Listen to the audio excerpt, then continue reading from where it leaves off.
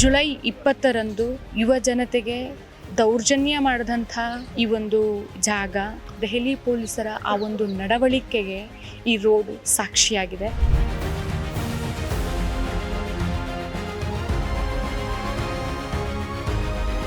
ಇದೇ ರೂಟಲ್ಲಿ ನನ್ನ ಎಡಬದಿಗೆ ಈ ಕಡೆ ಹೋದರೆ 1 ಕಿಲೋಮೀಟರ್ ಅಂತರದಲ್ಲಿ ಪ್ರಧಾನಿಗಳ ನಿವಾಸ ಇದೆ. ಪ್ರಧಾನಿಯಷ್ಟು ಟ್ರೋಲ್ ಆಗಿದ್ದು ಮತ್ತೆ ಯಾವ ಪ್ರಧಾನಿನೂ ಇಲ್ಲ ಅಂತ ಅನ್ಕೊಳ್ತೀನಿ. ಬಹುಶಃ ಮುಂದೆ ಬರುವಂತ ಪ್ರಧಾನಿಗಳು ಈ ರೇಂಜಿಗೆ ಟ್ರೋಲ್ ಆಗ್ತಾರೋ ಇಲ್ವೋ ಅಂತ ಗೊತ್ತಿಲ್ಲ. ಇನ್ನು ಪೊಲೀಸರು ನಮ್ಮ ಹಾದಿ ತಪ್ಪಿಸೋಕೆ ಸಹ ಪ್ರಯತ್ನ ಪಟ್ಟರು. ಒಬ್ಬ ಪೊಲೀಸು ಈ ಕಡೆ ಹೋಗಿ ಅಂತ ಹೇಳಿದ್ರೆ, ಮತ್ತೊಬ್ರು ಪೊಲೀಸರು ರೈಟ್ ಹೋಗಿ ಅಂತಾರೆ, ಲೆಫ್ಟ್ ಹೋಗಿ ಅಂತಾರೆ. ಈ ಪ್ರತಿಭಟನೆ ಅನ್ನೋ ಪದವನ್ನ ಕೇಳಿದ್ರೆ ಮೈಯೆಲ್ಲ ರೋಮಾಂಚನ ಆಗುವ ಹಾಗೆ ಸಾರ್ವಜನಿಕರಿಗೆ, ಹಾಗೆಯೇ ಕೇಂದ್ರ ಸರ್ಕಾರಕ್ಕೆ ಜೆನ್ಸಿಗಳ ಪ್ರತಿಭಟನೆ ಅಂದ್ರೆ ಭಯ ಹುಟ್ಟಿಸೋ ಹಾಗೆ ಜೆನ್ಸಿಗಳು ಈ ಪ್ರತಿಭಟನೆಯನ್ನ ನಡೆಸ್ಕೊಂಡು ಬಂದ್ರು.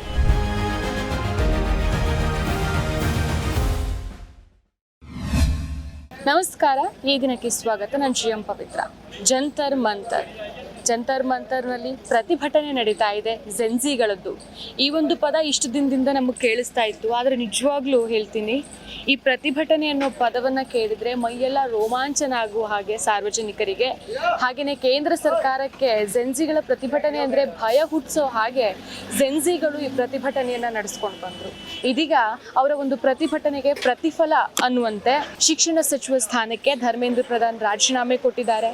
ಹಾಗೆಯೇ ಆ ಸ್ಥಾನಕ್ಕೆ ಕರ್ನಾಟಕದ ಪ್ರಹ್ಲಾದ್ ಜೋಶಿ ಅವರ ಆಗಮನ ಆಗಿದೆ. ನೋಡೋಣ ಮುಂದಿನ ದಿನಗಳಲ್ಲಿ ಏನಾಗುತ್ತೆ ಅಂತ. ಸೊ ಇವಾಗ ನಾನಿರೋದು ಇದೇ ಜಂತರ್ ಮಂತರ್ ನಿನ್ನೆ ಹೇಗಿತ್ತು ಗೊತ್ತಾ? ಆ ವಿಜುವಲ್ಸ್ ನೋಡ್ಕೊಂಡು ಬನ್ನಿ.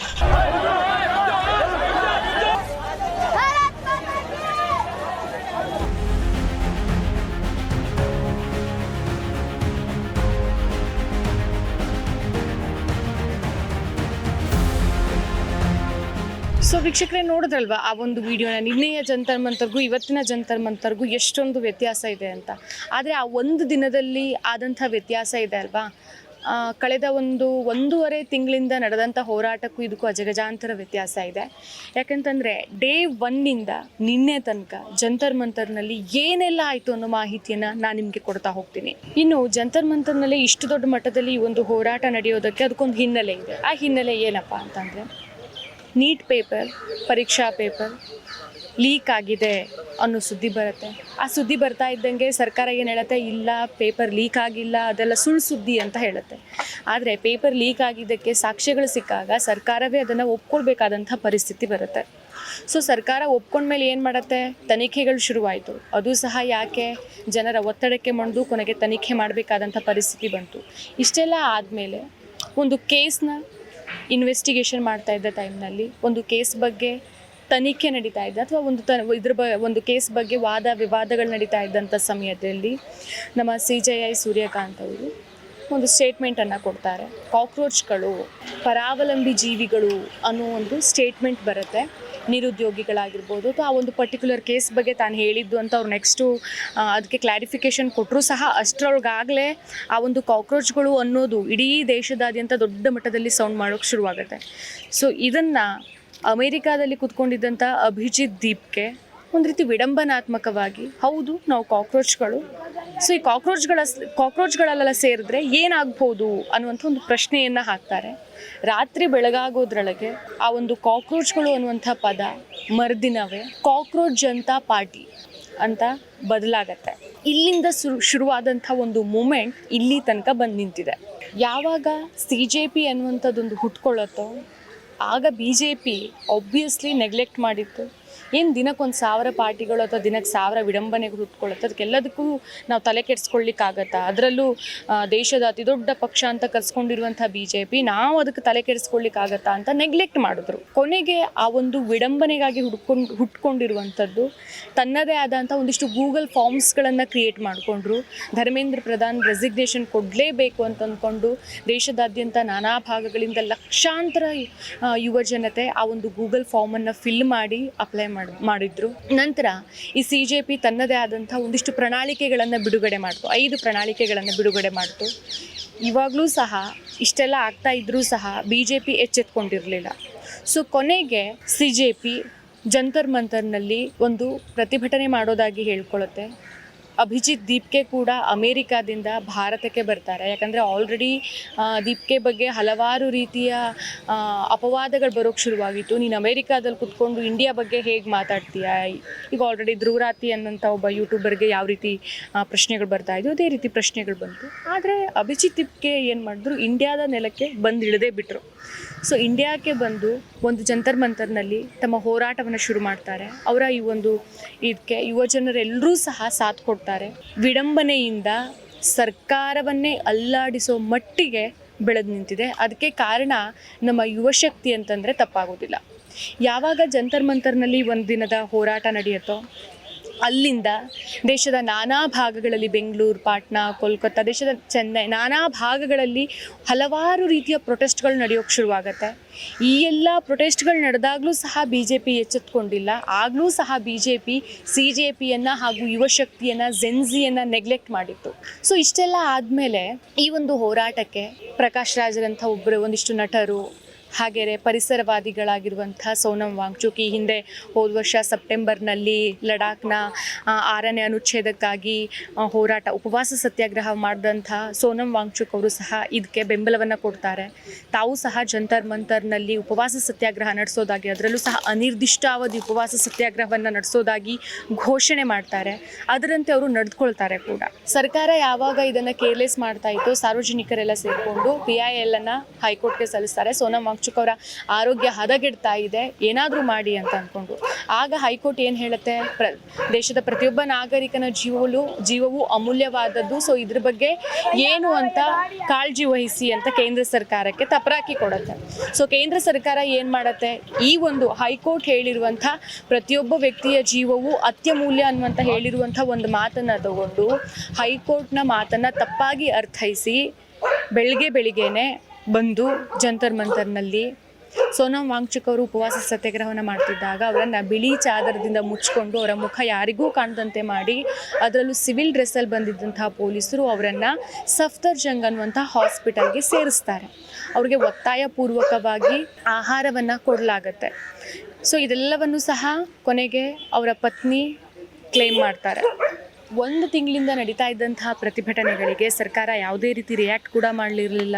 ಡೆಲ್ಲಿ CM ರೇಖಾ ಗುಪ್ತಾ ಆಗಲಿ ಅಟ್ಲೀಸ್ಟ್ ವಿಸಿಟ್ ಮಾಡಿ ನಿಮ್ಮ ಸಮಸ್ಯೆಗಳು ಏನು ಅಂತ ಕೇಳಿಲ್ಲ. ಇಷ್ಟೆಲ್ಲ ದೊಡ್ಡ ಪ್ರೊಟೆಸ್ಟ್ ನಡೀತಾ ಇದ್ರು.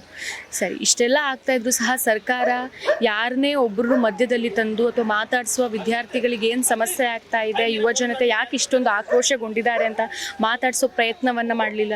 ಇದರಿಂದ ರೊಚ್ಚಿಗೆದ್ದಂಥ ಯುವಜನತೆ ಸಂಸತ್ ಚಲೋವನ್ನು ಮಾಡೋಣ ಅಂತ ಅಂದ್ಕೊಂಡು ಪ್ಲ್ಯಾನ್ ಮಾಡ್ತಾರೆ.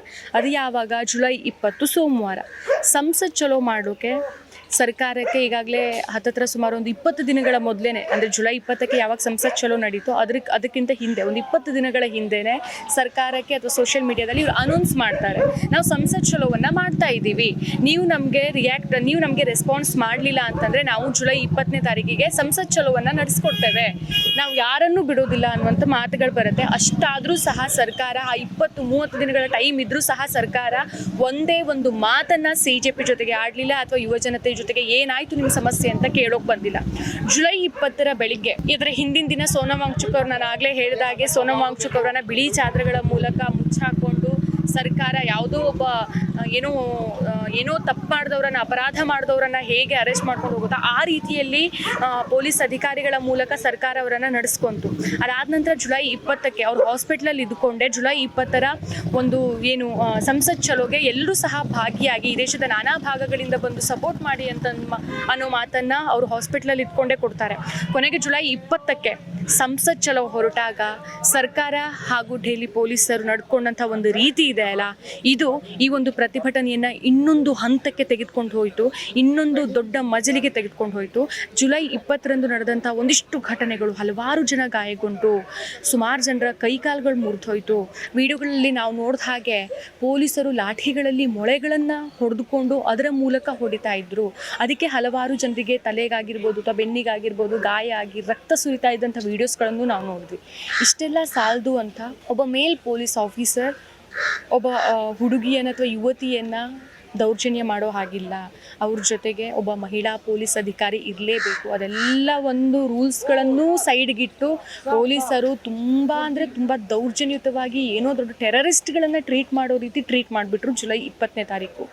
ಇದರಿಂದ ಆಕ್ರೋಶಗೊಂಡಂಥ ಯುವಜನತೆ ಸೋಷಿಯಲ್ ಮೀಡಿಯಾಗಳಲ್ಲಿ ದೆಹಲಿ ಪೊಲೀಸರ ಒಂದು ಬಿಹೇವಿಯರ್ ಬಗ್ಗೆ, ಹಾಗೆಯೇ ಇದಕ್ಕೆ ಕುಮ್ಮಕ್ಕು ಕೊಟ್ಟಿದ್ಯಾರು, ಇದಕ್ಕೆ ಅಸ್ತು ಅಂತಂದಿದ್ಯಾರು, ಇವರಿಗೆ ಪರ್ಮಿಷನ್ ಕೊಟ್ಟಿದ್ಯಾರು, ಈ ರೀತಿ ಒಂದು ಹಿಂಸಾತ್ಮಕ ಕೃತ್ಯಗಳಲ್ಲಾದರೂ ಸರಿ ನೀವು ಜನರನ್ನು ತಡೆ ಹಿಡಿಬೇಕು, ಅವರು ಸಂಸತ್ತಿಗೆ ಬರದೇ ಇರೋ ಹಾಗೆ ಮಾಡಬೇಕು ಅಂತ ಅವರಿಗೆ ಪರ್ಮಿಷನ್ ಕೊಟ್ಟಿದ್ಯಾರು? ದೆಹಲಿಯಲ್ಲೇ ಇರುವಂಥ, ಇವರ ಮೂಗಿನ ಕೆಳಗೆ ಇರುವಂಥ ಗೃಹ ಸಚಿವರೇ ಅಲ್ವಾ?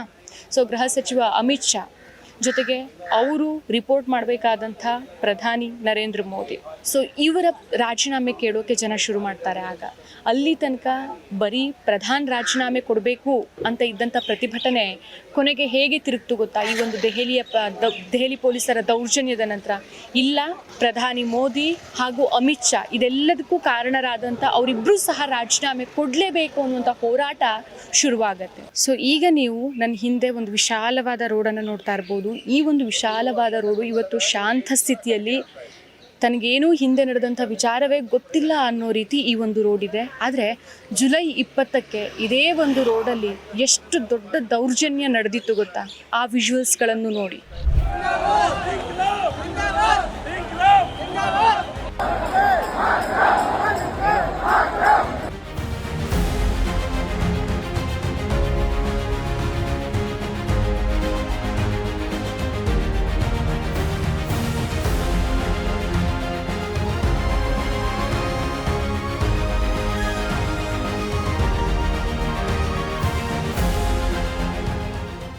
ಸೊ ವೀಕ್ಷಕರೇ, ವಿಜುವಲ್ಸ್ಗಳನ್ನು ನೋಡಿದ್ರಲ್ವಾ?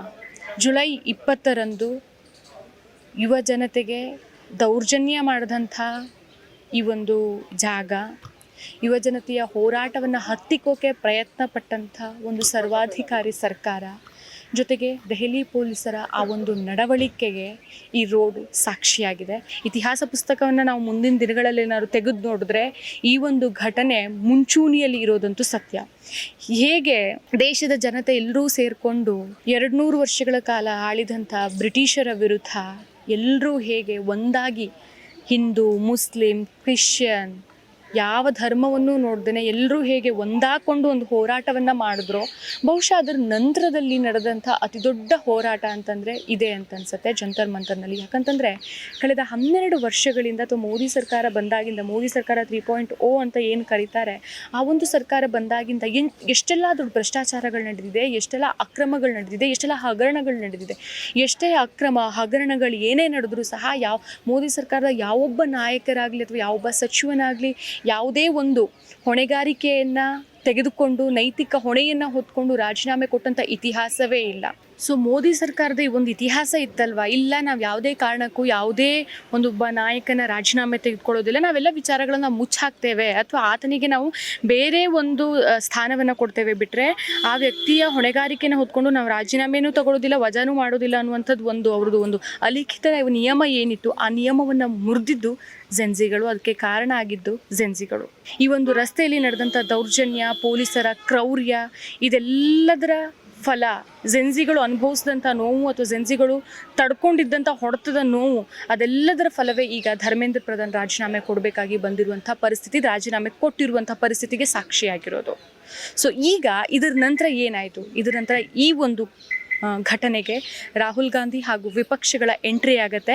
ಅದು ಏನಾಯಿತು ಅನ್ನೋದನ್ನು ಆ ಜಾಗದಲ್ಲೇ ನೋಡೋಣ. ಸೊ ವೀಕ್ಷಕರೇ, ನಾನು ನಿಮಗೆ ಆಗಲೇ ಹೇಳಿದೆ ಅಲ್ವಾ, ಇನ್ನೊಂದು ಹೊಸ ಮಾರ್ಗಕ್ಕೆ ನಾನು ನಿಮ್ಮನ್ನು ಕರ್ಕೊಂಡು ಬರ್ತೀನಿ ಅಂತ. ಅದು ಈ ಲೋಕ್ ಕಲ್ಯಾಣ್ ಮಾರ್ಗ್. ಲಾಸ್ಟ್ ಟೈಮು ಯಾವಾಗ ರಾಹುಲ್ ಗಾಂಧಿ ಅವ್ರ ಪ್ರತಿಭಟನೆಗೆ ರಾಹುಲ್ ಗಾಂಧಿ ಅವರ ಎಂಟ್ರಿ ಆಗುತ್ತೋ, ಯಾವಾಗ ಪೊಲೀಸರ ದೌರ್ಜನ್ಯ ನಡೆಯುತ್ತೋ, ಜುಲೈ 20ನೇ ತಾರೀಕಿಗೆ ಯುವ ಜನತೆ ಸಂಸತ್ ಚಲುವನ್ನು ನಡೆಸಿದಾಗ ಪೊಲೀಸರು ದೌರ್ಜನ್ಯ ನಡೆಸ್ತಾರಲ್ಲ, ಅದನ್ನು ವಿರೋಧಿಸಿ ವಿಪಕ್ಷ ನಾಯಕರಾದಂಥ ರಾಹುಲ್ ಗಾಂಧಿ ಜೊತೆಗೆ ಮಲ್ಲಿಕಾರ್ಜುನ್ ಖರ್ಗೆ, ಆ ಕಡೆ ಸೋನಿಯಾ ಗಾಂಧಿ ಮತ್ತು ಪ್ರಿಯಾಂಕಾ ಗಾಂಧಿ ವಾದ್ರಾ, DK ಶಿವಕುಮಾರ್ ಎಲ್ಲರೂ ಸೇರಿಕೊಂಡು ಇಲ್ಲಿಂದ ಇದೇ ರೂಟಲ್ಲಿ ನನ್ನ ಎಡಬದಿಗೆ ಈ ಕಡೆ ಹೋದರೆ 1 ಕಿಲೋಮೀಟರ್ ಅಂತರದಲ್ಲಿ ಪ್ರಧಾನಿಗಳ ನಿವಾಸ ಇದೆ. ಲೋಕ್ ಕಲ್ಯಾಣ್ ಮಾರ್ಗ್ 7 ಬರುತ್ತೆ. ಆ 7 ಅಂತಂದರೆ ಅದು ಪ್ರಧಾನಿಗಳ ನಿವಾಸ ಆಗಿರುತ್ತೆ. ಸೊ ಅವರಿರುವಂಥ ಜಾಗ. ಸೊ ಅಲ್ಲಿ ಹೋಗಿ ಅವರು ತಮ್ಮ ಪ್ರತಿಭಟನೆಯನ್ನು ಆ ಮನೆಯ ಮುಂದೆ. ಇಲ್ಲ, ನರೇಂದ್ರ ಮೋದಿ ಮತ್ತು ಅಮಿತ್ ಶಾ ಅವರು ರಾಜೀನಾಮೆಯನ್ನು ಕೊಡಲೇಬೇಕು, ಯುವಕರ ದೌರ್ಜನ್ಯವನ್ನು ಇವರು ಖಂಡಿಸಬೇಕು, ಜೊತೆಗೆ ಕ್ಷಮೆಯನ್ನು ಕೂಡ ಕೇಳಬೇಕು ಅಂತ ಅಂದ್ಕೊಂಡು ಪ್ರತಿಭಟನೆಯನ್ನು ನಡೆಸ್ತಾರೆ. ಬನ್ನಿ, ನಮ್ಮ ಹತ್ರ ಎಷ್ಟು ದೂರ ಆಗುತ್ತೋ ಅಷ್ಟು ದೂರ ಹೋಗೋಣ, ಯಾಕಂದರೆ ಅಲ್ಲಿ ತನಕ ಸಂಪೂರ್ಣವಾಗಿ ನಮಗೆ ಹೋಗ್ಲಿಕ್ಕೆ ಅವಕಾಶ ಇರೋದಿಲ್ಲ. ನಿನ್ನೆಯಿಂದ ಸಹ ಈ ಒಂದು ಲೋಕ್ ಕಲ್ಯಾಣ್ ಮಾರ್ಗ್ ಬಂದಾಗಿತ್ತು, ಬಟ್ ನಿನ್ನೆ ನೈಟ್ ಯಾವಾಗ ಧರ್ಮೇಂದ್ರ ಪ್ರಧಾನ್ ರಾಜೀನಾಮೆ ಕೊಟ್ಟರು ಅದರ ನಂತರದಲ್ಲಿ ಪರಿಸ್ಥಿತಿ ಸ್ವಲ್ಪ ತಿಳಿಯಾಗ್ತಾ ಬಂದಂಗೆ ಈ ಒಂದು ಮೆಟ್ರೋ ಸ್ಟೇಷನನ್ನು ಓಪನ್ ಮಾಡಿದ್ದಾರೆ. ಬನ್ನಿ, ನಮ್ಮ ಹತ್ರ ಎಷ್ಟು ದೂರ ಆಗುತ್ತೋ ಅಷ್ಟು ದೂರ ಹೋಗೋಣ, ಎಲ್ಲಿ ತನಕ ಕವರ್ ಮಾಡೋಕ್ಕಾಗುತ್ತೋ ಅಲ್ಲಿ ತನಕ ಕವರ್ ಮಾಡಿ, ಎಲ್ಲಿ ಪ್ರಧಾನಿಗಳ ನಿವಾಸ ಬರುತ್ತೆ, ರಾಹುಲ್ ಗಾಂಧಿಯವರು ಎಲ್ಲಿ ತಮ್ಮ ಹೋರಾಟವನ್ನು ಮಾಡಿದ್ದು, ಎಲ್ಲಿ ತನಕ ನಮಗೆ ಎಂಟ್ರಿ ಇದೆ ಅನ್ನೋದನ್ನು ನೋಡೋಣ ಬನ್ನಿ. ಇನ್ನು ಈ ಲೋಕ್ ಕಲ್ಯಾಣ್ ಮಾರ್ಗ್ಗೆ ಮೊದಲಿದ್ದಂಥ ಹೆಸರು ಅಂತಂದರೆ ರೇಸ್ ಕೋರ್ಸ್ ರಸ್ತೆ ಅಂತ. ಯಾಕಂತಂದರೆ ಡೆಲ್ಲಿಯ ರಸ್ತೆಯ ಕೊನೆಯಲ್ಲಿ ಒಂದು ಪ್ರಸಿದ್ಧ ಡೆಲ್ಲಿ ರೇಸ್ ಕ್ಲಬ್ ಇತ್ತು, ಹಾಗಾಗಿ ರೇಸ್ ಕೋರ್ಸ್ ರೋಡ್ ಅಂತ ಕರಿತಾ ಇದ್ರು. ನಂತರದಲ್ಲಿ 2016ರಲ್ಲಿ ಮೋದಿಯವರ ಸರ್ಕಾರ ಈ ಹೆಸರನ್ನ ಲೋಕ್ ಕಲ್ಯಾಣ್ ಮಾರ್ಗ್ ಅಂತ ಬದಲಾಯಿಸುತ್ತೆ. ಮೊದಲು ಈ ಲೋಕ್ ಕಲ್ಯಾಣ್ ಏನ್ ರೇಸ್ ಕೋರ್ಸ್ ರಸ್ತೆ ಅಂತ ಇತ್ತು, ನಂತರ ಪ್ರಧಾನಿಯವರ ಒಂದು ನಿವಾಸ ಇತ್ತು. ಈ ಒಂದು ಬಂಗಲೆಯನ್ನ ಮೊದಲು ಬಳಸಿದ್ದು ರಾಜೀವ್ ಗಾಂಧಿ ಅವರು, ನಂತರದಲ್ಲಿ PV ನರಸಿಂಹರಾಜ ಅವರಾಗಿರ್ಬೋದು, ನಂತರದಲ್ಲಿ ಬೇರೆ ಬೇರೆ ಬಂದಂತಹ ಪ್ರಧಾನಿಗಳು ಈ ಒಂದು ಬಂಗಲೆಯನ್ನು ಬಳಸ್ತಿದ್ದಾರೆ. ನಂತರ 2016ರಲ್ಲಿ ಪ್ರಧಾನಮಂತ್ರಿ ನರೇಂದ್ರ ಮೋದಿ ಅವರು ಪ್ರಧಾನಿಯಾದಾಗ ಈ ಒಂದು ರಸ್ತೆ ಹೆಸರನ್ನ ರೇಸ್ ಕೋರ್ಸ್ ರೋಡ್ ನಂತರ ಲೋಕ್ ಕಲ್ಯಾಣ್ ಮಾರ್ಗ್ ಅಂತ ಬದಲಾಯಿತು. ಆದರೆ ಈಗ ಸಾಮಾನ್ಯವಾಗಿ ನಾವು ನಡ್ಕೊಂಡು ಹೋಗ್ತಾ ಇರುವಾಗ ಪ್ರಶ್ನೆ ಏನು ಬರುತ್ತೆ ಅಂತಂದರೆ, ನಿಜವಾಗ್ಲೂ ಇದು ಜನರ ಕಲ್ಯಾಣಕ್ಕಾಗಿ ಮಾಡಿರುವಂಥದ್ದ ಅಥವಾ ನೀವು ನಿಜವಾಗ್ಲೂ ಜನಪರವಾಗಿ ಕೆಲಸ ಮಾಡ್ತಿದ್ದೀರಾ ಅಂತ. ಯಾಕಂತಂದರೆ ಯುವಕರನ್ನು ನೀವು ಆ ರೀತಿಯಾಗಿ ನಡೆಸ್ಕೊಂಡು, ದೇಶದ ಪ್ರಜೆಗಳನ್ನು ನೀವು ಆ ರೀತಿಯಾಗಿ ನಡೆಸ್ಕೊಂಡು, ಅವರಿಂದಾನೇ ವೋಟ್ ತಗೊಂಡು ಅವರಿಗೆ ನೀವು ದೌರ್ಜನ್ಯ ಮಾಡಿ, ಒಬ್ಬ ರೈತರು ತಮ್ಮ ಹಕ್ಕುಗಳಿಗಾಗಿ ತಮ್ಮ 3 ಕಾನೂನುಗಳನ್ನು ಹಿಂಪಡೆಯೋಕ್ಕಾಗಿ 13 ತಿಂಗಳುಗಳ ಕಾಲ ಹೋರಾಟ ಮಾಡಬೇಕಾಗಿ ಬಂತು. ಮಹಿಳೆಯರು ಬೇಟಿ ಬಚಾವೋ ಬೇಟಿ ಪಡಾವೋ ಅಂತ ನೀವೇ ಹೇಳುವಂಥ ನಿಮ್ಮದೇ ಒಂದು ಸರ್ಕಾರದ ಈ ಒಂದು ಘೋಷಣೆಯ ಅಡಿಯಲ್ಲೇ ನೂರಾರು ಮಹಿಳೆಯರಿಗೆ ನೀವು ಸ್ವಾತಂತ್ರ್ಯವನ್ನ, ಆ ಒಂದು ಹಕ್ಕನ್ನ ಅಥವಾ ಅವರಿಗೆ ಒಂದು ಸರಿಯಾದ ನ್ಯಾಯವನ್ನ ನಿಮ್ಮಿಂದ ಕೊಡೋಕೆ ಸಾಧ್ಯ ಆಗಿದೆಯಾ ಅನ್ನೋ ಪ್ರಶ್ನೆ ಬರುತ್ತೆ. ಈ ಪ್ರಶ್ನೆ ಯಾಕೆ ಅಂತಂದ್ರೆ, ಕುಸ್ತಿಪಟು ಮಹಿಳಾ ಪಟುಗಳು ದೇಶಕ್ಕೆ ಚಿನ್ನದ ಪದಕ, ಕಂಚಿನ ಪದಕ, ದೇಶದ ಹೆಸರನ್ನ ಇನ್ನೊಂದು ದೇಶದಲ್ಲಿ, ನಮ್ಮ ದೇಶದ ಗೌರವವನ್ನ ಇನ್ನೊಂದು ದೇಶದಲ್ಲಿ ಹೆಚ್ಚು ಮಾಡಿದಂಥ ಮಹಿಳಾ ಕುಸ್ತಿಪಟುಗಳು ಇದೇ ಒಂದು ಜಂತರ್ ಮಂತರ್ನಲ್ಲಿ ಎಷ್ಟು ದಿನಗಳ ಕಾಲ ಹೋರಾಟ ಮಾಡಿದ್ರು, ಅವರನ್ನು ನೀವು ನಡೆಸ್ಕೊಂಡಂಥ ರೀತಿ ಯಾವ ರೀತಿ ಇತ್ತು. ಸೊ ಇದೆಲ್ಲ ಇನ್ಸಿಡೆಂಟ್ಗಳ ನಂತರ ನೀವು ಜಂತರ್ ಮಂತರ್ನಲ್ಲಿ ಈಗ ಯುವಕರ ಅಥವಾ ಜೆನ್ಸಿಗಳ ಹೋರಾಟಕ್ಕೆ ಮಂಡಿದ್ದು ಒಂದೇ ಒಂದು ಕಾರಣಕ್ಕೋಸ್ಕರ. ಯಾಕಂತಂದ್ರೆ ಯುವಕರು ಈ ಒಂದು ಸರ್ಕಾರವನ್ನ ಅಥವಾ ಈ ಒಂದು ನಿಮ್ಮ ಒಂದು ಆಡಳಿತವನ್ನ ನೀವೇನಾದ್ರೂ ಅಥವಾ ಪ್ರಧಾನಿ ಏನಾದ್ರೂ ರಾಜೀನಾಮೆ ಕೊಡದೇ ಇದ್ದಿದ್ರೆ ಸರ್ಕಾರ ಉಳಿತಾ ಇರಲಿಲ್ಲ ಅನ್ನೋ ಒಂದೇ ಒಂದು ಕಾರಣಕ್ಕೆ ನೀವು ರಾಜೀನಾಮೆ ಕೊಟ್ಟಿದ್ದೆ ಬಿಟ್ರೆ ಇಲ್ಲಿ ಯಾವುದೇ ನೈತಿಕತೆ ಕಾಣಿಸ್ತಾ ಇಲ್ಲ. ಯಾಕಂತಂದ್ರೆ ನಿಜವಾಗ್ಲೂ ನೈತಿಕತೆ ಅನ್ನೋದು ಇದ್ದಿದ್ದೇ ಆಗಿದ್ದಿದ್ರೆ ಅಥವಾ ಸರ್ಕಾರದಲ್ಲಿ ನೈತಿಕತೆ ಅನ್ನೋದು ಇದ್ದಿದ್ದೇ ಆಗಿದ್ದಿದ್ರೆ, ಯಾವಾಗ ನೀಟ್ ಪರೀಕ್ಷಾ ಅಕ್ರಮಗಳು ನಡೆಯುತ್ತೋ, ಯಾವಾಗ ಕಳೆದ ಒಂದು 10 ವರ್ಷಗಳಲ್ಲಿ 150ಕ್ಕೂ ಹೆಚ್ಚು ಸರ್ಕಾರಿ ಪರೀಕ್ಷಾ ಪೇಪರ್ಗಳು ಲೀಕ್ ಆಗುತ್ತೋ, ಆವಾಗಲೇ ನೀವು ಅದನ್ನ ಕಠಿಣ ಕಾನೂನು ಕ್ರಮವನ್ನ ತಗೊಳ್ತಾ ಇದ್ರಿ. ನೀವು ತಗೊಂಡಿಲ್ಲ, ಅದರ ಅರ್ಥ ಅಂತಂದ್ರೆ ನಿಮಗೆ ನೈತಿಕ ಹೊಣೆಗಾರಿಕೆಯನ್ನು ಹೊತ್ಕೊಳ್ಳುವಂಥ ಜವಾಬ್ದಾರಿ ಆಗಲಿ ಅಥವಾ ಅದನ್ನ ನಾವು ಹೊತ್ಕೊಳ್ಬೇಕು ಅನ್ನುವಂಥ ಒಂದು ಕರ್ತವ್ಯ ಪ್ರಜ್ಞೆ ಆಗಲಿ ನಿಮ್ಮಲ್ಲಿಲ್ಲ ಅನ್ನೋದು ಅರ್ಥ ಆಗುತ್ತೆ. ಬನ್ನಿ, ಆ್ಯಕ್ಚುಲಿ ನಾನು ಇಂಥ ವಿಚಾರಗಳನ್ನು ಮಾತಾಡ್ತಾ ಸ್ವಲ್ಪ ನಾನು ಆಕ್ರೋಶ ಆಗ್ಬಿಡ್ತೇನೆ. ಯಾಕಂತಂದ್ರೆ ದೇಶದ ಪ್ರಜೆಗಳನ್ನ ನೀವು ಯಾವ ರೀತಿ ನಡ್ಸ್ಕೊಂಡಿದ್ದೀರಲ್ವಾ, ಅದನ್ನ ಯಾವೊಬ್ಬ ದೇಶದ ಪ್ರಜೆಯೂ ಸಹ ಮರೆಯೋದಿಲ್ಲ. ಇದು ಇತಿಹಾಸದಲ್ಲಿ ಬಿಜೆಪಿ ಸರ್ಕಾರಕ್ಕೆ ಒಂದು ಕಪ್ಪು ಚುಕ್ಕೆಯಾಗಿ ಪರಿಣಮಿಸುತ್ತೆ. ಸೊ ನೋಡುವ, ಈಗ ನಮ್ಗೆ ಎಲ್ಲಿ ತನಕ ಹೋಗೋಕ್ಕಾಗತ್ತೆ, ಬನ್ನಿ ನಡೀತಾ ಹೋಗೋಣ. ಸೊ ವೀಕ್ಷಕರೇ, ಇದು ಎಷ್ಟು ರಿಸ್ಟ್ರಿಕ್ಟೆಡ್ ಏರಿಯಾ ಅಂತಂದ್ರೆ ಇಲ್ಲಿ ಸುತ್ತಮುತ್ತ ಎಲ್ಲೂ ಸಹ ನಾವು ವಿಡಿಯೋಗಳನ್ನ ತೆಗೆಯೋ ಹಾಗಿಲ್ಲ. ನೀವಾಗ ನೋಡಿರ್ಬೋದು, ರೋಡ್ ಸೈಡಲ್ಲಿ ಕಮಾಂಡರ್ಸ್ಗಳು ರೆಡಿ ಗನ್ ಹಿಡ್ಕೊಂಡು ನಿಂತ್ಕೊಂಡಾಯಿದ್ರು. ಮತ್ತೊಂದಂತಂದ್ರೆ ಇಲ್ಲಿನ ಪೊಲೀಸರು ನಮ್ಮ ಹಾದಿ ತಪ್ಪಿಸೋಕೆ ಸಹ ಪ್ರಯತ್ನ ಪಟ್ಟರು. ಒಬ್ಬ ಪೊಲೀಸು ಈ ಕಡೆ ಹೋಗಿ ಅಂತ ಹೇಳಿದ್ರೆ, ಮತ್ತೊಬ್ರು ಪೊಲೀಸರು ರೈಟ್ ಹೋಗಿ ಅಂತಾರೆ, ಲೆಫ್ಟ್ ಹೋಗಿ ಅಂತಾರೆ. ಅಂದ್ರೆ ಅವರಿಗೆ ಮೀಡಿಯಾ ಸುತ್ತಮುತ್ತ ಎಲ್ಲೂ ಬರಬಾರ್ದು ಅನ್ನೋ ಇಂಟೆನ್ಷನ್ ಇಂದಾನೆ ಅವ್ರು ಹಾಗೆ ಹೇಳ್ತಾರೆ. ಇಲ್ಲ ಅಂತಂದ್ರೆ ಅಟ್ಲೀಸ್ಟ್ PMO ಹೌಸ್ಗೆ ಸರಿಯಾದ ರೂಟ್ ಸಹ ಹೇಳ್ಬೋದಲ್ಲ, ಅದನ್ನು ಸಹ ಪೊಲೀಸರು ಹೇಳ್ತಾ ಇಲ್ಲ. ನಾವು ಆನ್ಲೈನಲ್ಲಿ ಚೆಕ್ ಮಾಡಿದ್ರು ಸಹ ಸರಿಯಾಗಿ ರೂಟ್ಗಳು ಕಾಣಿಸ್ತಾ ಇಲ್ಲ. ಸೊ ಈಗ ಇಲ್ಲೊಬ್ರು ಪೊಲೀಸ್ ಒಬ್ರು ಇದ್ರು, ಇಲ್ಲಿ ಸೆಕ್ಯೂರಿಟಿ ಇದು ಮಾಡ್ತಿದ್ರು. ಅವ್ರ ಹತ್ರ ನಾವು ಕೇಳೋ ತನಕ ಅವರು ವಿಪಕ್ಷ ನಾಯಕರೆಲ್ಲ ಎಲ್ಲಿ ಲಾಸ್ಟ್ ಟೈಮ್ ಮುತ್ತಿಗೆ ಹಾಕಿದ್ರು ಅಂತ ಕೇಳೋ ತನಕ ಅವರೊಂದು ರೂಟ್ ಹೇಳಿದ್ದಾರೆ. ಸೊ ಇಲ್ಲಿಂದ ಸುಮಾರು ಹತ್ತಿರ 1 ಕಿಲೋಮೀಟರ್ ದೂರ ಇದೆ ಅಂತಂದ್ರೆ ನಾವು 1 ಕಿಲೋಮೀಟರ್ ಆಲ್ರೆಡಿ ನಡ್ಕೊಂಡು ಬಂದ್ವಿ, ಮತ್ತೆ ಎನರ್ಜಿ ಇಲ್ಲ 1 ಕಿಲೋಮೀಟರ್ ನಡೀಲಿಕ್ಕೆ. ಸೊ ಒಂದು ಆಟೋ ಮಾಡ್ಕೊಂಡು ನಾವೀಗ ಆ ಒಂದು ವಿಪಕ್ಷ ನಾಯಕರೆಲ್ಲ ಎಲ್ಲಿ ಮುತ್ತಿಗೆ ಹಾಕಿದ್ರಲ್ವ ಆ ಒಂದು ಜಾಗಕ್ಕೆ ಹೋಗ್ತಾ ಇದ್ದೀವಿ. ಆದರೆ ನಿಮಗೆ ದೆಹಲಿ ಏನಾದರೂ ಗೊತ್ತಿಲ್ಲ ಅಂತಂದ್ರೆ ಇಲ್ಲಿನ ಪೊಲೀಸರು ನಿಜವಾಗ್ಲೂ ನಿಮ್ಮನ್ನು ಹಾದಿ ತಪ್ಪಿಸ್ತಾರೆ. ಅದರಲ್ಲಿ ನೀವಂತೂ ಮೀಡಿಯಾ ಅಂತ ಗೊತ್ತಾದ್ರಂತೂ ನಿಮಗೆ ಸರಿಯಾದ ರೂಟ್ ಹೇಳೋದಿಲ್ಲ ಅನ್ನೋದಕ್ಕೆ ನಾನೇ ಸಾಕ್ಷಿ. ಯಾಕಂದ್ರೆ 2-3 ಜನ ಪೊಲೀಸರಿಗೆ ನಾವು ಕೇಳಿದ್ರು. ಯಾಕಂದ್ರೆ ಪೊಲೀಸರಿಗಿಂತ ಹೆಚ್ಚಿನದಾಗಿ ಇಲ್ಲಿ ಜನರ ನಮ್ಗಳಿಗೆ ಯಾರೂ ಸಿಗ್ತಾ ಇಲ್ಲ. ಯಾಕಂದ್ರೆ ಈ ರೂಟಲ್ಲಿ ಜಾಸ್ತಿ ಜನ ಓಡಾಡೋದಿಲ್ಲ, ತುಂಬ ಅಂದರೆ ತುಂಬ ರಿಸ್ಟ್ರಿಕ್ಟೆಡ್ ಏರಿಯಾ. ಹಾಗಾಗಿ ಪೊಲೀಸರೇ ನಮ್ಮನ್ನ ಹಾದಿ ತಪ್ಪಿಸೋಕೆ ಪ್ರಯತ್ನ ಪಟ್ಟರು, ತುಂಬ ಬೇಜಾರಾಗೋಯ್ತು. ಸೊ ಈಗ ನೋಡುವ, ಈಗ ಹಂಗೆ ಆಟೋ ಡ್ರೈವರ್ ನಮ್ಮನ್ನಲ್ಲಿ ಕರ್ಕೊಂಡು ಹೋಗ್ತಿದ್ದಾರೆ. ಆ ಒಂದು ಜಾಗ ಹೇಗಿದೆ, ಏನೇನಾಯ್ತು ಆ ದಿನ ಅನ್ನೋದನ್ನ ಅಲ್ಲಿ ಹೋಗಿ ನೋಡೋಣ ಬನ್ನಿ. ಸೊ ವೀಕ್ಷಕರೇ, ಫೈನಲಿ ನಾವು ರಾಹುಲ್ ಗಾಂಧಿ ಹಾಗೂ ವಿಪಕ್ಷ ನಾಯಕರೆಲ್ಲ ಮುತ್ತಿಗೆ ಹಾಕಿದಂಥ ಆ ಒಂದು ಜಾಗಕ್ಕೆ ಬಂದು ಮುಟ್ಟಿದ್ದೇವೆ. ನೀವು ನೋಡ್ತಾ ಇರ್ಬೋದು, ನನ್ನ ರೈಟ್ ಸೈಡಿಗೆ ತೀನ್ಮೂರ್ತಿ ಲೇನ್ ಅಂತ ಇದೆ. ಆ ಒಂದು ಲೇನ್ ಮೂಲಕನೇ ವಿಪಕ್ಷ ನಾಯಕರು ಹೋಗಿ PM ಹೌಸನ್ನು ಮುತ್ತಿಗೆ ಹಾಕೋಕೆ ಪ್ರಯತ್ನ ಪಟ್ಟಿದ್ದು, ಮತ್ತು ಅಲ್ಲೇ ನಿಂತ್ಕೊಂಡು ಅವರು ಪ್ರತಿಭಟನೆಯನ್ನು ಮಾಡಿದ್ದು. ಹಾಗೆಯೇ ಪ್ರಧಾನಮಂತ್ರಿ ಹಾಗೆಯೇ ಗೃಹ ಸಚಿವರಾಗಿರುವಂಥ ಅಮಿತ್ ಶಾ ಅವರು ರಾಜೀನಾಮೆ ಕೊಡಬೇಕು, ಜೊತೆಗೆ ಅವರು ವಿದ್ಯಾರ್ಥಿಗಳಿಗೆ ಕ್ಷಮೆಯನ್ನು ಕೇಳಬೇಕು ಅನ್ನೋದನ್ನು ಇದೇ ಒಂದು ಜಾಗದಲ್ಲೇ ನಿಂತ್ಕೊಂಡು ಪ್ರತಿಯೊಬ್ಬ ವಿಪಕ್ಷ ನಾಯಕರು ಸಹ ಆಗ್ರಹ ಮಾಡಿದ್ದಾಗಿತ್ತು. ಆದರೆ ನಮಗೆ ಅಲ್ಲೆಲ್ಲ ಹೋಗ್ಲಿಕ್ಕಾಗಲಿ ಅಥವಾ ಈವನ್ ಆ ಕಡೆ ಲೈನಲ್ಲಿ ನಿಂತ್ಕೊಂಡು ನಮಗೆ ಶೂಟ್ ಮಾಡ್ಲಿಕ್ಕೆ ಸಹ ಅವಕಾಶ ಇಲ್ಲ. ಯಾಕಂತಂದರೆ ರಿಸ್ಟ್ರಿಕ್ಟೆಡ್ ಏರಿಯಾ. ಕೆಲವೊಂದಿಷ್ಟು ಜಾಗಗಳಿದೆ. ಆ ಜಾಗದಲ್ಲಿ ಏನು ಅಂತಂದರೆ ಈವನ್ ಗಾಡಿಗಳನ್ನು ಸಹ ನಿಲ್ಲಿಸೋ ಹಾಗಿಲ್ಲ. ನೀವು ಯಾವುದೇ ಗಾಡಿ ಆದರೂ ಸಹ, ನಿಮ್ಮ ಪ್ರೈವೇಟ್ ಗಾಡಿ ಆಗಿರ್ಬೋದು ಅಥವಾ ಪಬ್ಲಿಕ್ಕು, ಈಗ ಆಟೋ ಗೀಟೋ ಆ ಥರದ್ದೇನೋ ಏನು ಬೇಕಿದ್ರೂ ಆಗಿರ್ಬೋದು, ಅಲ್ಲಿ ಗಾಡಿಗಳನ್ನು ಸಹ ನಿಲ್ಲಿಸೋ ಹಾಗಿಲ್ಲ. ಮತ್ತು ಅದು ಶೂಟ್ ರಿಸ್ಟ್ರಿಕ್ಟೆಡ್ ಏರಿಯಾ, ಅಲ್ಲಿ ಶೂಟ್ಗಳನ್ನು ಸಹ ಮಾಡೋ ಹಾಗಿಲ್ಲ. ಹಾಗಾಗಿ ನಾವು ನಿಮಗೆ ಆ ಒಂದು ಜಾಗವನ್ನು ತೋರಿಸ್ಲಿಕ್ಕೆ ಆಗೋದಿಲ್ಲ. ಸೊ ನೋಡಿದ್ರಲ್ವ, ಇದಿಷ್ಟು ಜಂತರ್ ಮಂತರ್ನಲ್ಲಿ ಸ್ಟಾರ್ಟಿಂಗಿಂದ ಇವರು ವಿಪಕ್ಷ ನಾಯಕರು ಇಲ್ಲಿ ತನಕ ನಡೆದಿದ್ದು ಏನೇನಾಯಿತು ಅನ್ನೋ ಬಗ್ಗೆ ನಾವು ಮಾಹಿತಿಯನ್ನು ಕೊಟ್ವಿ. ಇದರ ನಂತರ ಏನಾಯಿತು ಹೇಳ್ತೀನಿ ಬನ್ನಿ. ಸೊ ವೀಕ್ಷಕರೇ, ನಾನು ನಿಮ್ಗಾಗಲೇ ಹೇಳ್ದೆ ಅಲ್ವಾ, ಒಂದಿಷ್ಟು ಜಾಗಗಳಲ್ಲಿ ನಾವು ನಿಲ್ಲೋ ಹಾಗೂ ಇಲ್ಲ, ಮತ್ತು ಶೂಟ್ ಸಹ ಮಾಡೋ ಹಾಗಿಲ್ಲ ಅಂತ. ನೋಡಿ, ಆ ಜಾಗ ಅದೇ. ಅಲ್ಲಿ ಒಂದು ಬ್ಲೂ ಕಲರ್ ಲೈನಲ್ಲಿ ಬರೆದಿದ್ದಾರೆ ರಿಸ್ಟ್ರಿಕ್ಟೆಡ್ ಏರಿಯಾ, ನೋ ಸ್ಟಾಪ್ಸ್ ಅಂತ.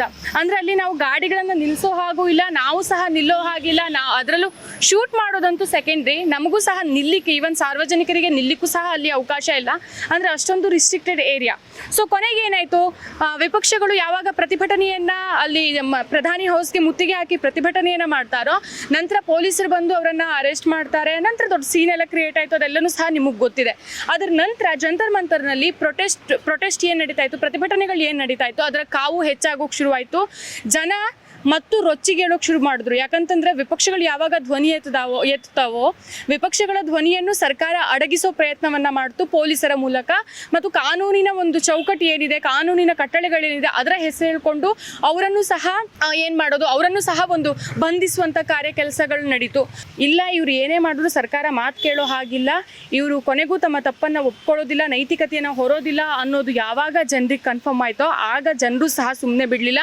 ನೆಕ್ಸ್ಟ್ ಲೆವೆಲಲ್ಲಿ ಈ ಒಂದು ಹೋರಾಟವನ್ನು ತೆಗೆದುಕೊಂಡು ಹೋಗೋಕೆ ಆಗ್ರಹ ಮಾಡ್ತಾರೆ. ಅದೇ ಸೋಮವಾರದಿಂದ, ಸಪೋಸ್ ಈ ಶನಿವಾರ ಮತ್ತು ರವಿವಾರ 2 ದಿನದಲ್ಲಿ ಪ್ರಧಾನಿ ಏನಾದರೂ ರಾಜೀನಾಮೆ ಕೊಡದೇ ಇದ್ದಿದ್ದರೆ ಸೋಮವಾರ ಈ ಒಂದು ಪ್ರತಿಭಟನೆಯನ್ನು ರಾಷ್ಟ್ರವ್ಯಾಪಿಯಾಗಿ ಮಾಡುವಂಥ ಒಂದು ಉಗ್ರ ಹೋರಾಟ ಮಾಡೋದಾಗಿ ಅವರು ಅನೌನ್ಸ್ ಮಾಡ್ತಾರೆ.